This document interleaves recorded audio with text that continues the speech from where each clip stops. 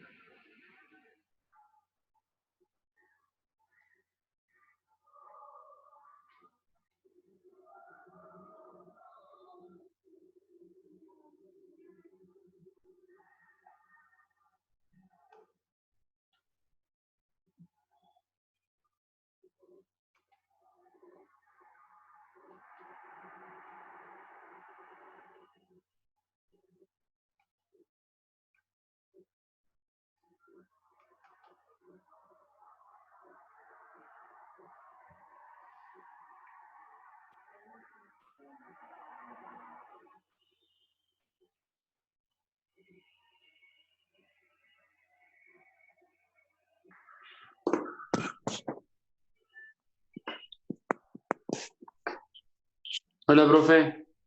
¿Cómo estás? Bien, ¿usted? Bien, bien, bien. Me alegro. Bueno, esperamos un minutito y arrancamos. No hay 5, arrancamos. Ok, bueno.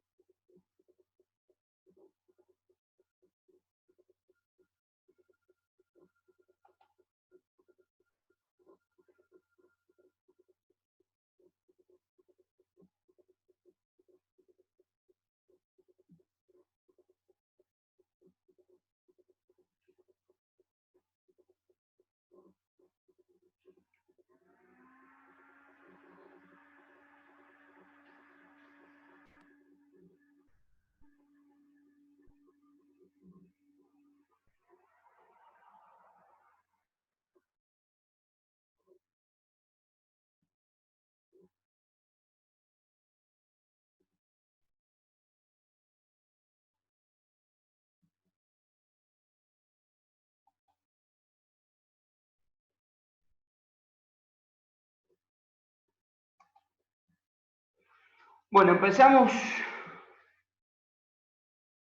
A ver que tengo gente. Ahí está. Bueno, vamos a empezar. Buenas noches a los que no saludé.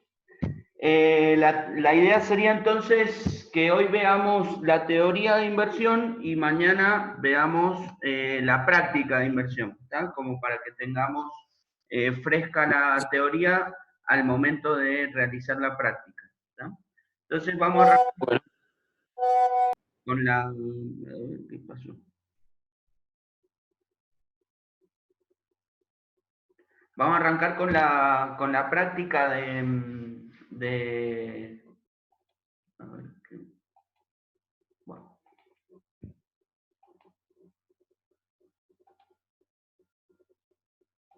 Vamos a arrancar con la teoría de inversión, ¿tá? Que es el capítulo 13. No consigo ver, a ver si así se ve. No, tampoco. Bueno, no vamos a poder verla solo a la filmina. Quería que se viera solo la filmina, ¿está? Pero bueno, vamos a tener que dejarlo así. Lo que vamos a ver en el capítulo 13 tiene que ver con la inversión, ¿está? Recuerden que lo que vamos a empezar, lo que hemos empezado en la clase anterior y que vamos a continuar haciendo es ir viendo cada uno de los componentes de la demanda agregada. ¿Se acuerdan que la demanda agregada dijimos que era igual a consumo más inversión más gasto público más exportaciones menos importaciones? Bueno, lo que vamos a ir viendo es un capítulo por cada uno de estos componentes, ¿tá? Ya vimos el de consumo. Ahora vamos a ver el de inversión, ¿tá? Y vamos a seguir con el de gasto público y el de, sería el comercio exterior, ¿tá? Con el tema inversión, lo que nosotros vamos a estar mirando es básicamente una especie de clasificación de los tipos de capital y de inversión. Vamos a estar viendo después cómo se comporta un poco la inversión y en función de ver cómo se comporta vamos a ver alguna serie de teoría básica, ¿tá? Acerca de cómo es que los empresarios toman decisiones para poder invertir. Recuerden que siempre en macroeconomía es muy importante que la microeconomía sea coherente con la macroeconomía, es decir, que lo que nosotros digamos acerca de algo de la macroeconomía sea coherente con lo que hemos dicho en microeconomía. Por eso es que vamos a estar viendo en la teoría básica de la inversión cómo es que los empresarios toman las decisiones de inversión, ¿tá? Y después vamos a ver lo que es acumulación de inventarios, que es un tema importante porque es una inversión muy importante que se hace en todo el mundo, esto de acumular inventarios. Vamos a ver cuál es la justificación de por qué se tienen que acumular inventarios, por qué es conveniente acumular inventarios. Y después vamos a ver algunos estudios empíricos sobre la inversión, es decir, ver en la realidad cuál sería el comportamiento de la inversión. Bueno, en cuanto a tipos de capital e inversión, nosotros vamos a hacer una pequeña clasificación. Vamos a hacer una clasificación en donde nosotros vamos a medir en las cuentas nacionales, es decir, en donde aparecen los datos macroeconómicos. Nosotros vamos a ver que vamos a tener tres tipos de inversión. La inversión en capital fijo, que tiene que ver con todo lo que sean edificios, digamos, equipamiento, automotores, todos esos elementos. Después otra inversión en existencias, que es invertir en cuando uno produce y deposita, deja depositado, que puede depositar materias primas, insumos, puede depositar productos que todavía no están terminados y también productos terminados, ¿tá? Entonces todo eso es una inversión que se hace, que se llama inversión en existencias. Y finalmente tenemos lo que es la inversión residencial, que es la inversión en casas, digamos, en casas, incluso podría incluirse la parte de comercios, ¿tá? Aquí adentro, comercios pequeños, no un shopping, por ejemplo, eso no va, eso va como inversión en capital fijo. Pero la inversión residencial incluye también pequeños comercios, ¿tá? Las tres tienen una importancia muy grande, ¿tá? De todas maneras, lo que nosotros vamos a tener que tener en cuenta es que hay muchos bienes de consumo que son durables, como por ejemplo los autos, los electrodomésticos, la ropa, en el caso de la familia, de lo que es los agentes económicos individuales, e incluso del gobierno, todo lo que son las rutas, los embalses, todo eso son inversiones que uno tiene que considerar, ¿no? Es decir, uno tiene que considerar eso como capital y aparte todo lo que se agregue debería ser una inversión y muchas veces figura como consumo más que como inversión, ¿no? Entonces, nosotros vamos a tener acá un problema de medición, un problema de submedición de la inversión y de sobremedición del consumo. A su vez, el capital se divide en capital reproducible y capital no reproducible, ¿está?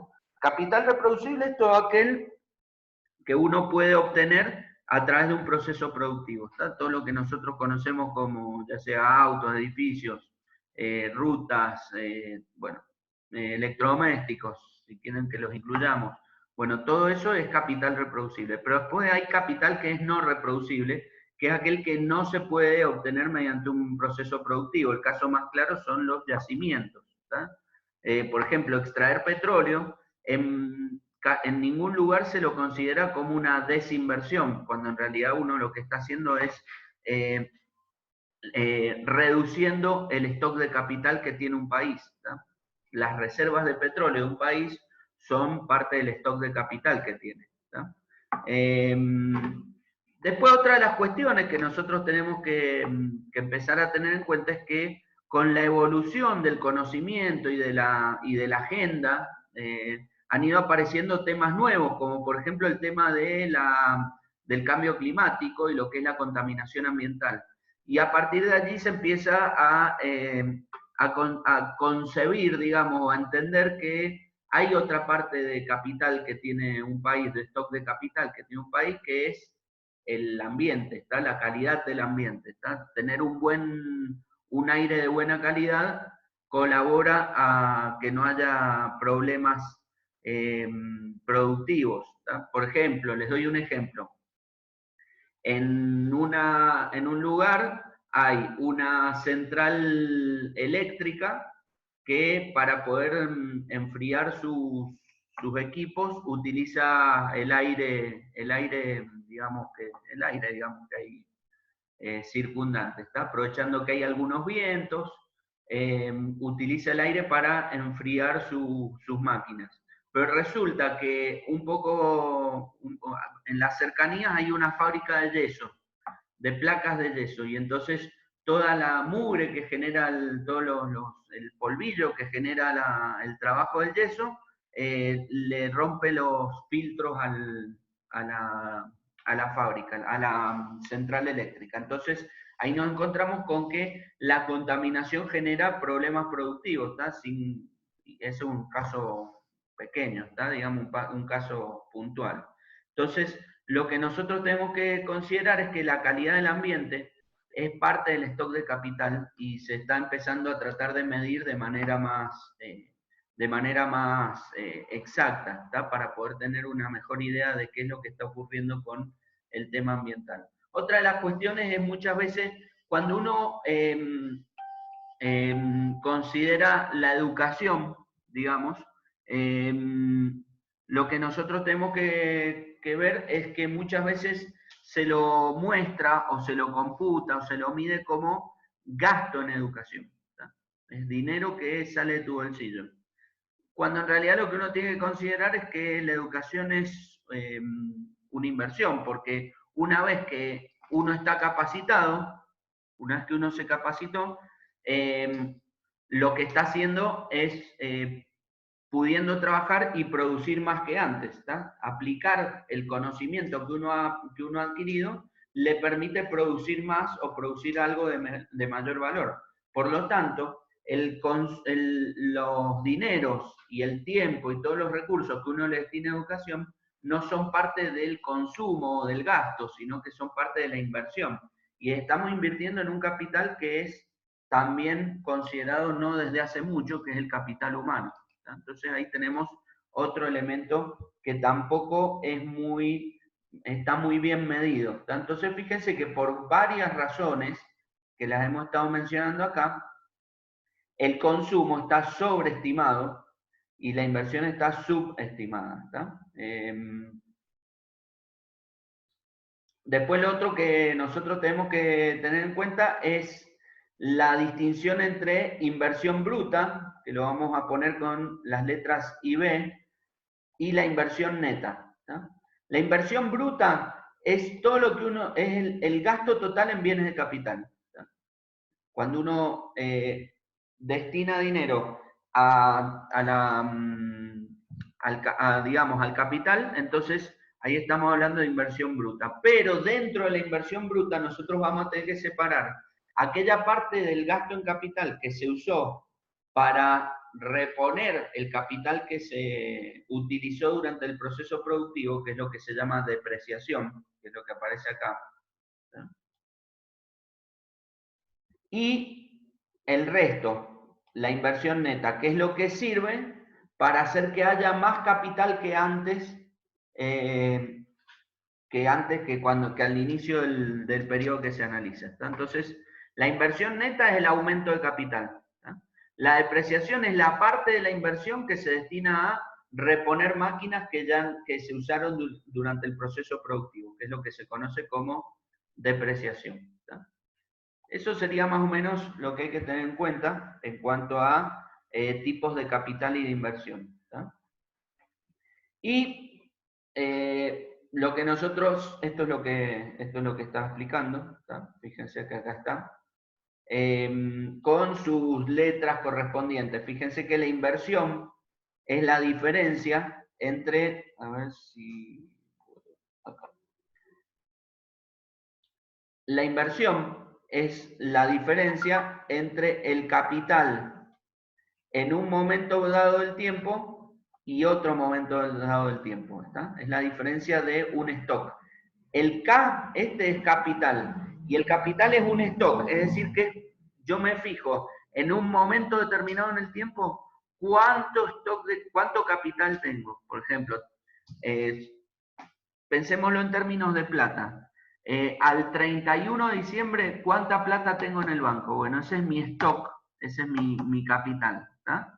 Y al 31 de diciembre del año siguiente, ¿cuánto dinero tengo en el banco? La diferencia entre los dos es lo que se llama inversión neta, ¿tá? Hay veces que es negativo y entonces la inversión neta es negativa, ¿tá? No siempre es positiva.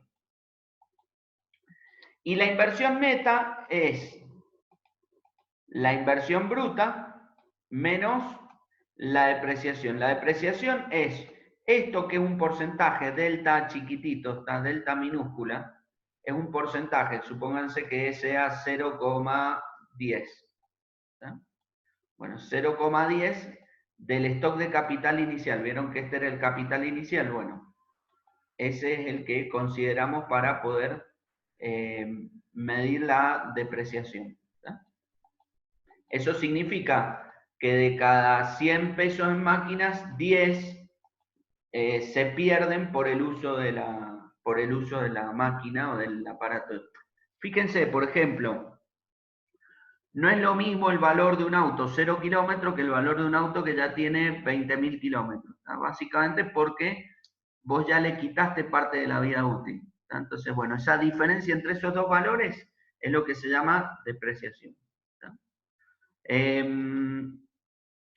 Lo que nosotros vamos a tener en cuenta en cuanto al comportamiento de la inversión es que fíjense cómo el consumo, que es la línea que está, la línea continua, es mucho más, si bien el consumo es bastante volátil, el consumo es mucho más estable que lo que es la inversión, que es la línea de puntos. Fíjense cómo se ha movido la línea de inversión en 40 años en Estados Unidos. ¿Tá? Y esto tiene que ver muchísimo con varias cuestiones. Una de ellas es el hecho de cómo está yéndole al país en el presente. ¿Tá? Cuando a un país le va bien, entonces hay buenas perspectivas hacia el futuro, porque recuerden que la inversión es poner plata hoy para tener una fábrica dentro de un año, dentro de 2 años. Entonces, lo que hay que mirar siempre es hacia el futuro. Y muchas veces, sobre todo en países más estables como Estados Unidos u otros países, bueno, en estos momentos no hay ninguno estable, pero en alguna época eran más estables los Estados Unidos y los países desarrollados.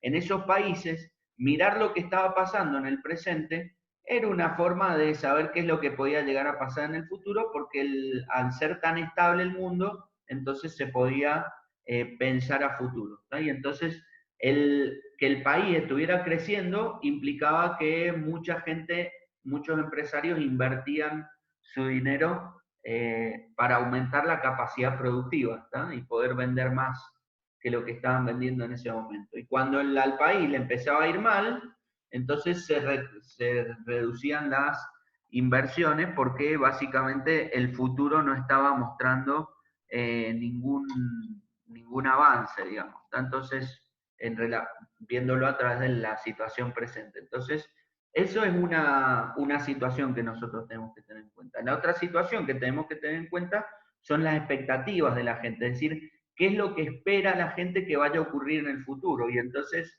ahí tenemos otra situación, porque podría ocurrir que al país le esté yendo bien, pero que la gente no tenga una buena perspectiva acerca de qué es lo que va a ocurrir en el futuro y por lo tanto no invierta, ¿está?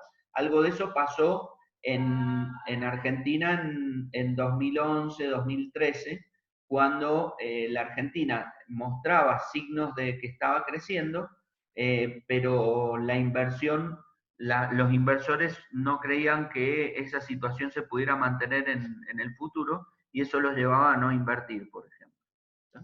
Entonces, esa es más o menos la situación. Y hay muchas veces que al país le está yendo bien, le está yendo mal, digamos, hay una recesión en ese momento, pero hay algunos inversores que deciden aumentar la producción, porque ellos consideran que hacia el futuro tienen una expectativa de que le va a ir bien. Entonces, ya sea en la situación presente y las expectativas hacia el futuro juegan un rol importante para poder definir las decisiones de inversión, ¿no? En esta filmina lo que vamos a ver es cómo es que aparecen en las cuentas nacionales los distintos tipos de inversión que hemos estado viendo. Fíjense que ahí tenemos el PBI, ¿tá? Luego tenemos la inversión doméstica bruta. Fíjense la relación que hay entre PBI y inversión doméstica bruta. Es más o menos 12 por 6, 72. Es 6 veces y media. El PBI es 6 veces y medio la inversión doméstica, o sea que es más o menos menos de un 16%, un 14% debe ser, más o menos. Sí, no, un poquito más, 78, 108, 117. Sí, 15 y pico por ciento, ¿está? O sea, la inversión doméstica bruta es cerca del 15% del PBI, más o menos, en términos generales. Acá está, 15,9, ¿está? Fíjense cómo a lo largo del tiempo se vio en aquel momento, se vio cómo la inversión iba aumentando más que el PBI. O sea, el PBI crecía, pero la inversión crecía cada vez más y por eso es que representa un porcentaje cada vez más importante del PBI, ¿tá? Ahora, de ese dinero que uno destina a la inversión, una gran parte se usaba para reponer capital, que es esto que se ve como...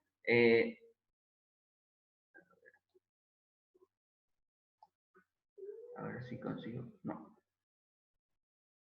Bueno, eso que acabo de marcar como depreciación del capital, esta línea, bueno, esa línea nos muestra que de los 1.242 miles de millones del 96, 956, es decir, 12,2% del PBI se destinó a reponer el capital que se gastó durante el proceso productivo, ¿tá? Por lo tanto, el aumento de capital fue de solamente el 3,7%, que es lo que aparece más abajo, ¿tá?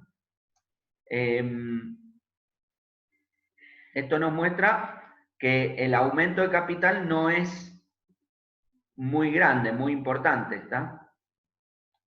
Básicamente muestra que es solamente un aumento de entre 3 y 5% en los países desarrollados, ¿está? En países como el nuestro, muchas veces es menos de eso todavía, ¿está? Con lo cual la inversión fija neta, eso sería la inversión privada doméstica neta, ¿tá? La inversión doméstica, ¿tá?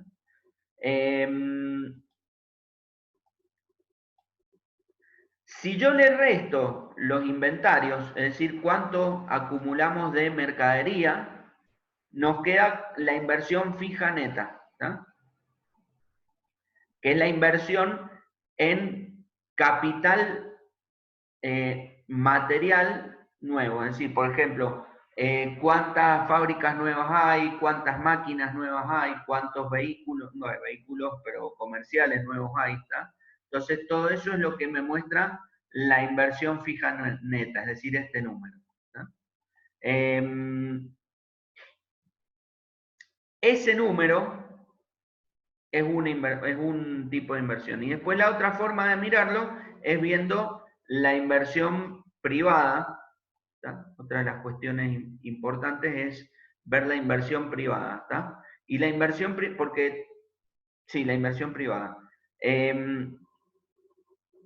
Que lo que nosotros tenemos que mirar es a qué se destina, ¿está? Y entonces nosotros vemos que se destina una parte, casi un 25%, a construir casas, y el resto lo invierten las empresas. ¿En qué lo invierten? En edificios y todo eso que les dije, y en equipamiento y software, ¿tá? Ya saben que si hay alguna duda o comentario, abren el micrófono y me preguntan, ¿está? O comentan lo que ustedes consideren conveniente.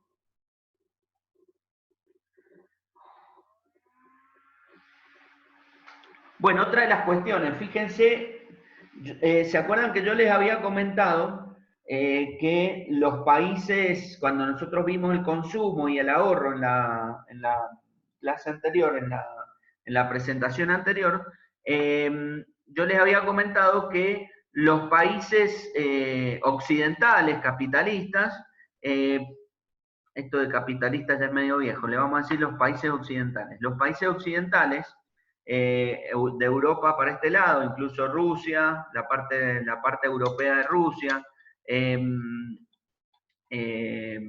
y en algún sentido, de a poco todos se están transformando en occidentales en su manera de consumir. Lo que tenemos que considerar es que la forma occidental de destinar sus gastos o destinar sus ingresos es básicamente un gran porcentaje se lo destinan al consumo. Y como le destinan un gran porcentaje al consumo, entonces lo que ocurre es que queda poco dinero para ahorrar. En general, menos del 20%, bastante menos del 20%. ¿Tá? Y como queda poco dinero para ahorrar, queda poco dinero para invertir. ¿Tá? Y entonces ahí es donde nosotros tenemos que considerar que la forma occidental es una forma de poco ahorro. ¿Tá? ¿Se acuerdan que nosotros habíamos visto que en la clase anterior había una manera de considerar a aquellas personas que valoraban mucho más consumir en el futuro, y había personas que valoraban mucho más consumir en el presente? Bueno, en el caso de las personas, en el caso de los países occidentales, nosotros vamos a decir que son personas que tienen una mayor preferencia por consumir en el presente, y por lo tanto ahorran muy poco.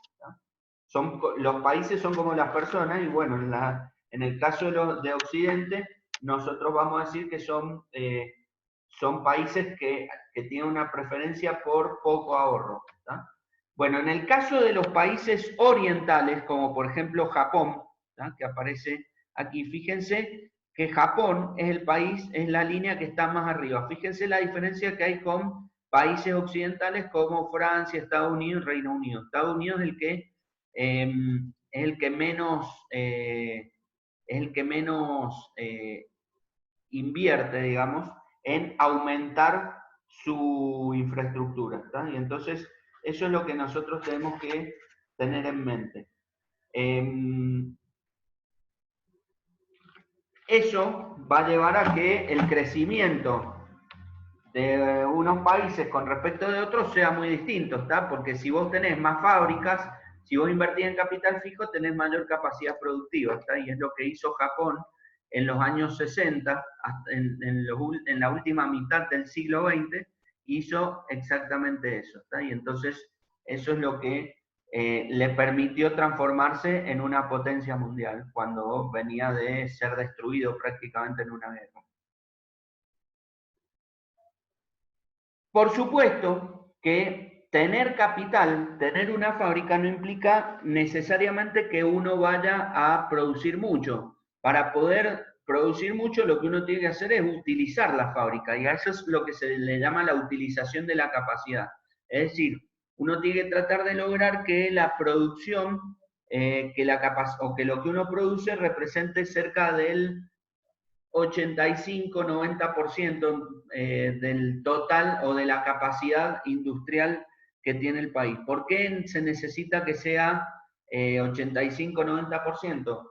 Porque producir al 100% implica que cuando hay que hacer paradas por mantenimiento, por ejemplo, o por reparaciones, digamos, eso hace que no se logre el potencial. Entonces, esa es una de las cuestiones, y la otra de las cuestiones es que siempre las fábricas se piensan para funcionar varios años. Entonces, al principio, uno va a estar produciendo por debajo de su capacidad, y con el correr de los años, a medida que aumenta la demanda, va aumentando la capacidad utilizada. Entonces, por esas dos razones es que la capacidad utilizada tiene que estar cerca del 90, 85-90%. Fíjense que esto se ha logrado en pocos momentos en el tiempo, en Estados Unidos, por ejemplo, en el último medio siglo. Fíjense que 80, sí, más o menos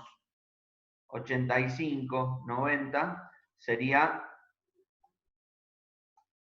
más o menos por allí, ¿está? Entonces, fíjense que en muy pocos momentos en el tiempo se ha conseguido estar por encima de eso, ¿está? Y en muchos momentos en el tiempo, incluso en Estados Unidos, se ha llegado a ser del 72%.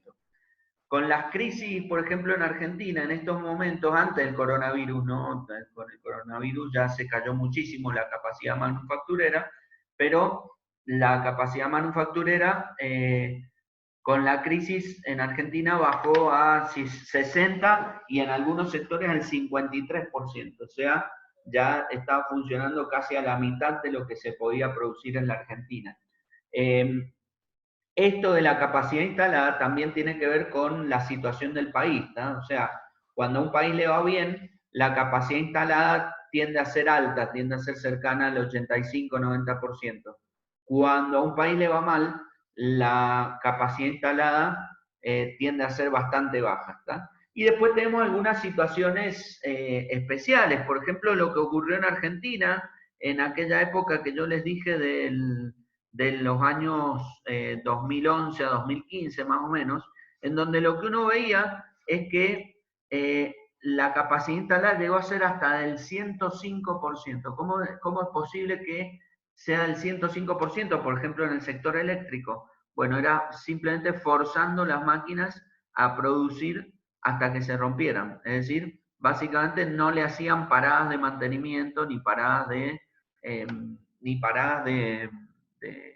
para reparaciones demasiado profundas, porque básicamente había una exigencia de que había que producir y había que prestarles, había que producir lo que se exigía en aquel momento, ¿tá? Pero tampoco habían inversiones, tampoco se realizaban inversiones, porque no había una expectativa de que al país le fuera a ir bien en el futuro. Entonces, no había inversiones, aumentaba la demanda, y entonces nos empezamos a encontrar con que muchas fábricas estaban produciendo cerca del límite de su capacidad, pero peligrosamente cerca del límite de su capacidad.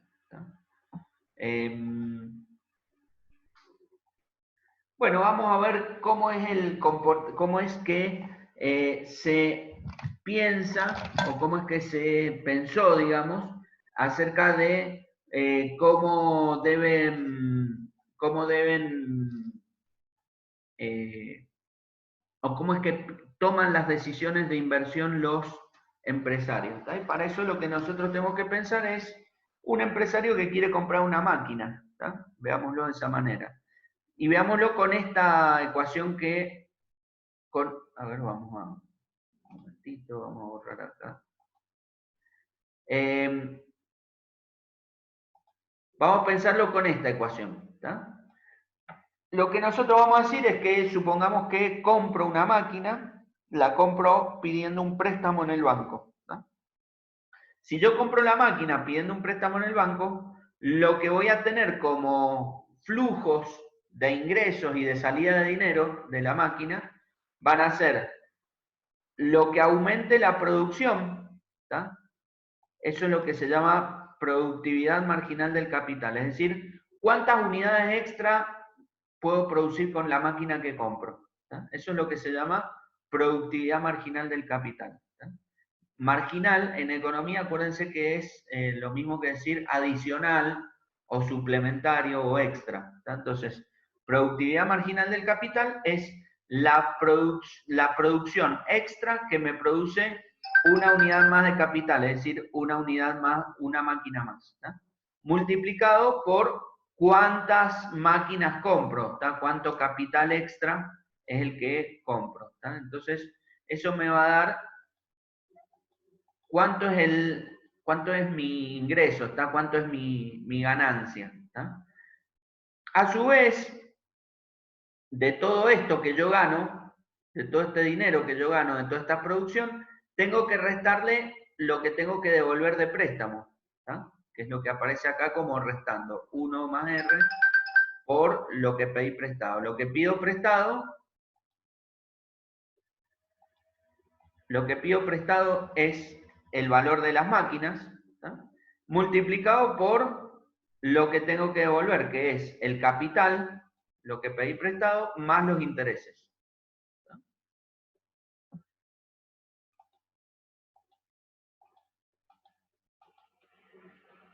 Y a su vez, cuando termino de producir, la puedo vender a la máquina al valor al que la compré, pero restado el desgaste que tuvo la máquina. ¿Tá?